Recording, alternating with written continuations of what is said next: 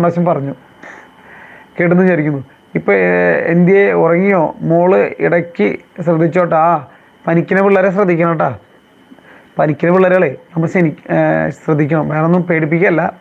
Maximum പനിക്കുന്ന പിള്ളേരുകൾക്ക് നമ്മൾ ശ്രദ്ധ വേണം. ഒരു ലൈറ്റ്, ഒരു ചെറിയൊരു ഡിം ലൈറ്റ് ഇട്ട് വെച്ചേക്ക് റൂമിൽ.